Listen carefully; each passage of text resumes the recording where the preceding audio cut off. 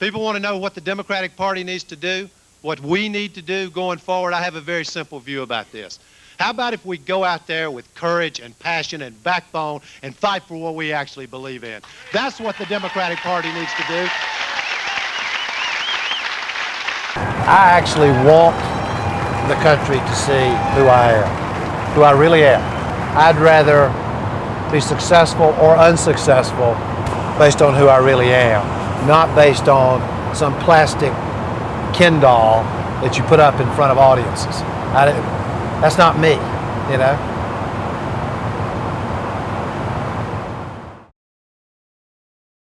And I want to see our party lead on the great moral issues. Yes, me, a Democrat using that word. The great moral issues that face our country.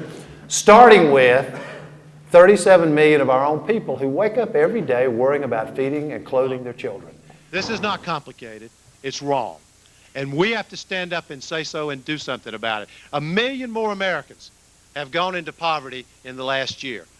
Not shockingly to any of you, over the last 5 years, the poverty rate has consistently gone up in America. This country is hungry for a sense of national community again. Hungry for a sense that we're not out there by ourselves, that people aren't out there on an island, that we're in this together. And people are looking for some higher calling that all of us as Americans can join in together. Well, this is the cause. This is the cause that we need to rally around. This is the cause that America needs to respond to. You know, we live in America where the wage gap has gotten worse and worse. Real wages for working people are not going up. This gang in Washington likes to say that the economy is recovering. Yeah, the economy is recovering for people with capital. The economy is not recovering for people who are working hard for a living. It's just not. And we can see it. Real wages stagnant or going down. Poverty rate going up in America. We need to do something first about the wage gap in this country. This is not a very complicated thing. We ought to end the national embarrassment of our national minimum wage and raise the minimum wage. The minimum wage in America should be at least $7.50 an hour.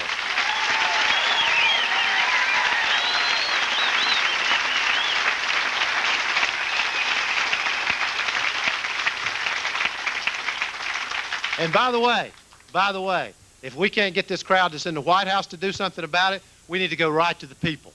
You know, I'm helping lead minimum wage initiatives in Ohio, in Michigan, in Arizona, in the city of Albuquerque. We need to go straight to the American people because they will respond to this. And I might add, it's not just about raising the minimum wage. One of the greatest anti-poverty movements in American history was the organized labor movement. And we need to empower working people to organize. We need to put the law on the side of working people instead of just being on the side of the employers.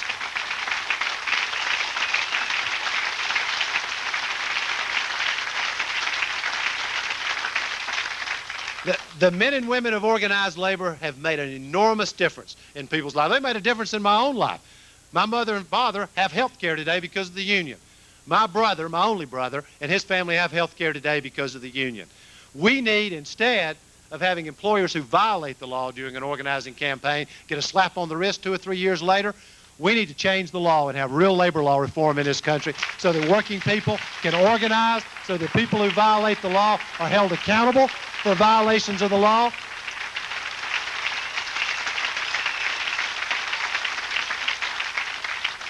And by the way, on that same subject, since I'm on it, we ought to ban the hiring of replacement workers for strikers, permanent replacement workers for strikers, and make that the law of the land. You know, I've started this poverty center at the University of North Carolina at Chapel Hill. We're working very hard every day to come up with new ideas about how we fight poverty in this country. But we have to rally America to respond. One of the things that I've done over the last 6 months is meet with families who live in poverty. 25 or 30 different states, including right here in Iowa. I remember vividly several weeks ago when I was here, meeting with a woman. I was sitting around a table with a bunch of folks who live in poverty, and there was a woman there. She must have been 75, 80 years old. She had lived on a farm all her life. Her husband had passed away a few years before, and she was in a bad place. Her farm was about to be foreclosed on. She tried to go to work. She got a job at McDonald's, worked there for a little while, and they told her she was too old to do the job. You know, I got to tell you, if this country can't be there for somebody like that, what do we exist for? I mean, somebody who's been there, worked hard all her life, lived on the farm, contributed to her community, contributed to this country. That's what this is about. We have an enormous opportunity available to us, and we have to fill the vacuum of leadership. And by the way, it's not just about filling the vacuum of leadership on moral issues here in this country. I mean, you can't be an example for the rest of the world if you turn your back on people within your own borders who are struggling. But we also ought to lead on the great moral issues that face this world, and we're not doing it. I'm telling you, the poverty in America, you know, poverty in America is moderate compared to poverty around the world. Half of this planet lives on $2 or less a day. 3 billion people live on $2 or less a day. Is America leading an effort on this? No. Today, as we celebrate, there is a genocide going on in Sudan, in Darfur. It's happening right in front of us. Black people are being killed because they're black. They're being driven out of their homes because they're black. After Rwanda, we said we're never going to let this happen again. Well, never again doesn't mean anything unless you stand behind it. Are we leading? Is America stepping to the plate? No. These issues matter. I was in Britain a few months ago and met with Tony Blair, and I heard him talk about what they're trying to do. They're moving to eradicate poverty in Britain by the year 2020. They've taken 2 million kids off the poverty rolls. They're doing creative, innovative things. They're leading in trying to do something about climate change, global warming. They're leading on Africa and the issue of AIDS in Africa. They're leading on trying to do something about the genocide in Darfur. Where is America's moral leadership?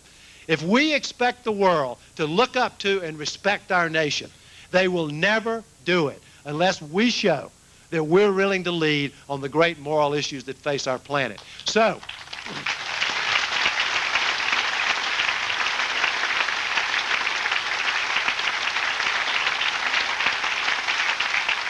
subsequent to the presidential campaign in 2004, my time has been spent, a big chunk of it has been doing work overseas. The home audience just saw me traveling through Uganda. I've been doing humanitarian work, spent time in the Middle East, speaking in the Middle East and India, spent time in Asia, in Europe, speaking, meeting with leaders. And I think that has been enormously valuable in terms of adding to the depth and maturity of my view about what's happening in the world. You just got back from Uganda. What was that like? It was a terrible tragedy, humanitarian crisis that the world's not paying any attention to. I went there with the International Rescue Committee. There's been a civil war going on for about 20 years now, and there are over 1 million displaced people in northern Uganda, been herded into camps, terrible, difficult living conditions. Children are being abducted by the rebel army, turned into soldiers and sex slaves, and this is a place that America can make a real difference if we got involved. Just like in the movie I saw on Franklin Street here last night, Blood Diamond. Yeah. All this. It's heartbreaking. This is Uganda, the genocide in Darfur. There's so many places that America could make such a difference, and I think in the process restore the way the world should look at it. And why do you think we're still hated around the world? Why do I think America's still hated? Yeah, we are. Because I think that over the last 6 years, the Bush administration has shown a fundamental misunderstanding of what it takes to lead. I think to lead, you have to have more than power. You need power, and you need to be strong militarily, economically, et cetera. But I think you also have to show that you have the moral authority to lead. Countries have to naturally want to come to you. In order for that to be true, you have to sometimes act in things that are outside your own strategic self-interest, things like the genocide in Sudan. When President Bush ran for office, he said something that grabbed me. He said, I think we need to be more humble in our foreign policy. Do you think 9/11, as horrible as it was, screwed up our value system about humility in the world, and whether we're the boss of the world? No, I think George Bush screwed up our value system.